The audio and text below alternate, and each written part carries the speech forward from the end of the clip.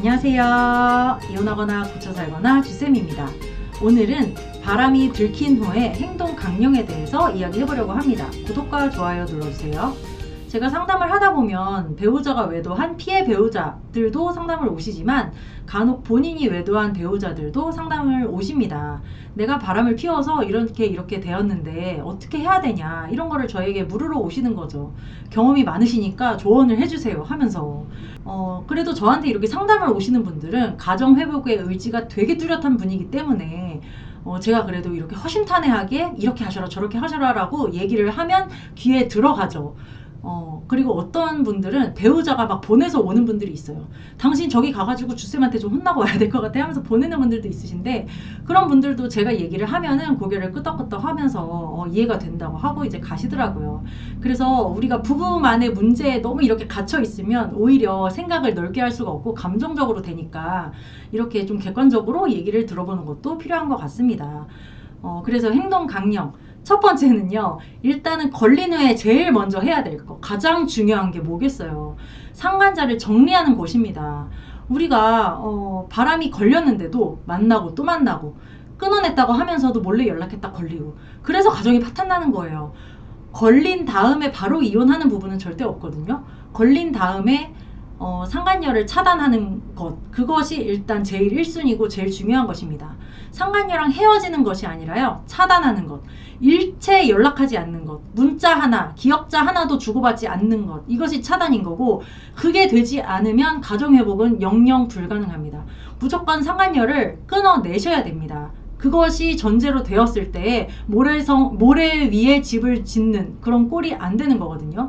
상간녀를 정리하지 않으면 모래 위에 집을 짓는 꼴입니다. 쌓아봤자 또 무너지고 또 무너지고 신뢰가 절대 회복이 안 돼요. 반드시 상간녀를 정리하셔야 됩니다. 그리고 두 번째는 오픈하는 것입니다. 무조건 핸드폰 오픈하셔야 되고요. 카드 내역, 통장 거래 내역, 송금한 내역, 그리고 뭐 통화 목록 같은 거, 그런 것들, 내가 할 수 있는 모든 것들을 해서 피해 배우자인 아내에게 쥐어주어야 합니다. 핸드폰도 오픈하지 않으면서 나 그년이랑 헤어졌어, 그거 완전 쌍년이야, 나 걔랑 완전 헤어졌다니까 하는데 핸드폰은 죽어도 오픈을 안 해. 내 핸드폰 보면 네가 의심할까봐, 네가 마음 아픈 거 보게 될까봐 하면서 핸드폰을 죽어도 오픈을 안 해. 그러면 당연히 100% 아직 상간녀랑 연락을 한다는 거로 받아들일 수밖에 없는 거죠. 그리고 얘가 진짜 나랑 회복할 의지가 없구나, 얘가 아직도 내가 우습구나, 이렇게 피해 배우자들은 느끼기 때문에 핸드폰 오픈하고 뭐 카드 내역 오픈하고 이런 것들은 너무너무 당연한 거고 반드시 해야 되는 것입니다. 그리고 세 번째는 은폐하거나 축소하지 않기입니다. 이렇게 외도가 들통난 후에는 피해 배우자들은 머릿속에 온갖 궁금증들이 막 떠다녀요. 대체 언제부터 만났을까? 그년이 뭐가 좋았을까? 대체 모텔은 얼마나 갔을까? 나랑도 하고 그년이랑도 했단 얘기야? 그년한테 무슨 돈을 썼을까? 얼마를 썼을까? 그년 생일 선물은 뭘 줬을까? 내 결혼기념일날 이 인간 약속 있다고 늦게 들어왔는데 그날도 혹시 그년을 만난 건 아닐까? 온갖 궁금증이 머릿속에 둥둥 떠다니는데 이거를 확인할 방법이 없잖아요. 증거로 확인하는 것도 한계가 있고, 증거를 보면 볼수록 더 궁금해. 막 대체 뭐지? 막 이러면서 더 궁금한데, 그러니까 남편한테 물어볼 수밖에 없는 거예요. 이미 다 까발려진 마당에 사실대로 이실직고를 해라. 네가 나한테 거짓말을 하면 나는 너를 믿을 수가 없다 하면서 말하라고 이제 막 추궁을 하게 되죠. 그러면 이제 바람 피운 남자분들은 일단 덜컥 겁이 나는 거야. 내가 사실대로 얘기하면 얘가 너무 화가 날 것 같고 더 상처받을 것 같고 한 번 얘기한다고 끝날 것 같지도 않아. 또 묻고 할 텐데 내가 그거에 계속 시달려야 되는 게 너무너무 괴로운 거예요. 그러니까 거짓말을 하게 되는 거죠. 나도 기억도 안 나, 잊어버렸어.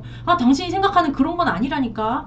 왜 그렇게 자꾸 물어봐. 물어볼수록 당신 마음만 아프잖아. 얘기하는 나도 속상해. 더 이상 얘기하지 말자. 그러면 그럴수록 근데 이 아내분은 분노가 있는 거지. 대체 왜 사실대로 얘기를 안 하는 거야? 아직도 그년한테 미련이 있는 거야? 진짜 사랑이었던 거야? 하면서 이 남자를 점점 믿을 수가 없게 돼요. 그리고 제가 상담을 하면서 많이 보잖아요. 이 남편분들이 겁이 나니까 막 은폐하고 축소를 해요. 3년 만나놓고서는 1년 만났다 그러고, 잠자리 하고서는 잠자리 안 했다 그러고, 막 이런 식으로 자꾸 줄여서 얘기를 한단 말이에요. 그런데 이게 나중에는 결국에는 다 밝혀지게 돼요. 우리가 거짓말은 없어요.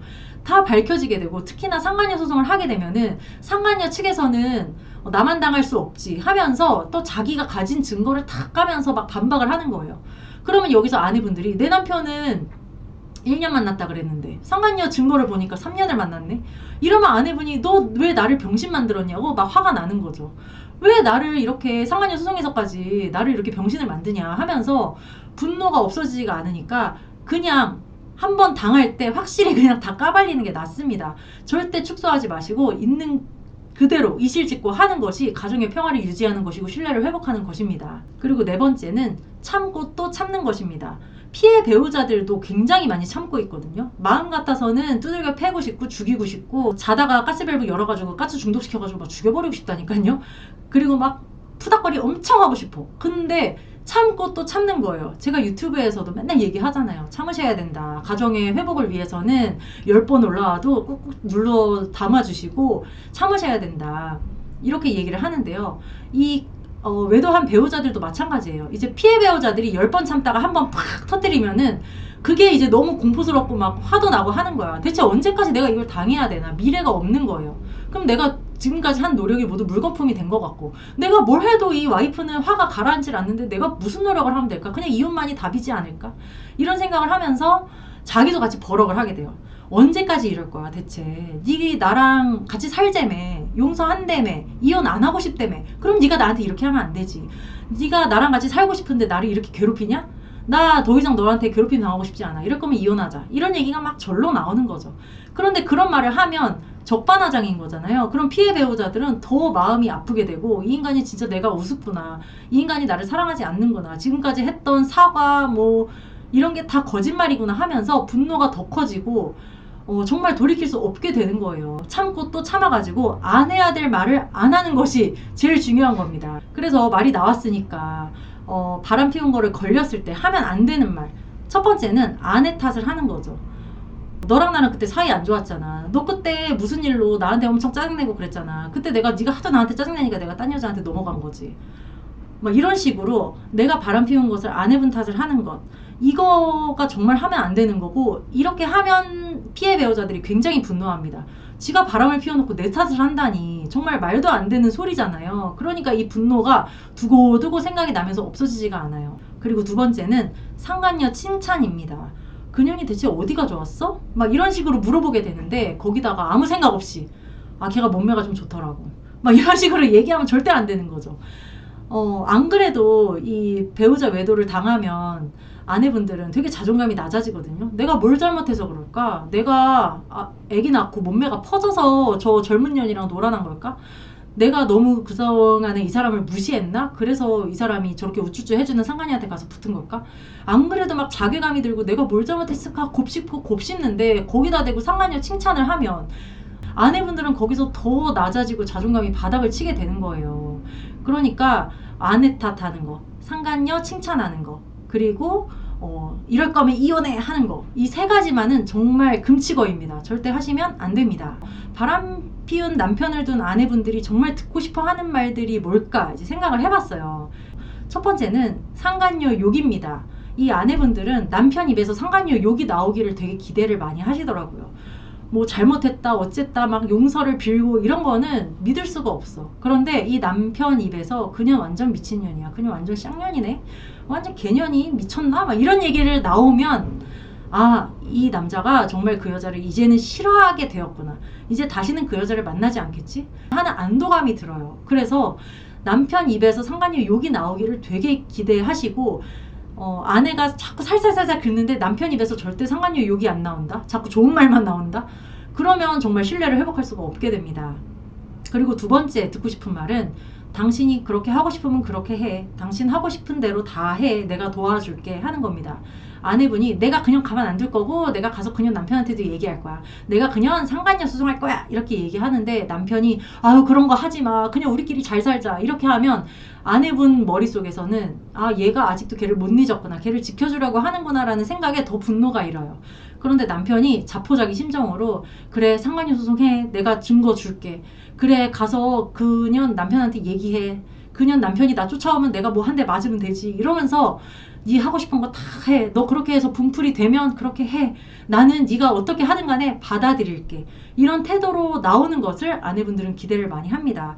그렇게 했을 때 진짜 이 사람이 반성하는구나 라고 느끼게 된다는 거죠. 그리고 세 번째 듣고 싶은 말은 걔는 그냥 장난감이었어. 내가 진짜 사랑하는 건 당신과 아이들이야. 나는 가정을 정말 소중하게 생각하고 가정을 깨고 싶지 않아. 물론 이런 얘기를 했을 때 아내분들은 가정이 소중한 새끼가 자식을 사랑하는 새끼가 그런 짓을 벌이냐? 라고 얘기할 수도 있어요. 그런데 이 말을 나중에 곰곰이 생각했을 때 그렇구나.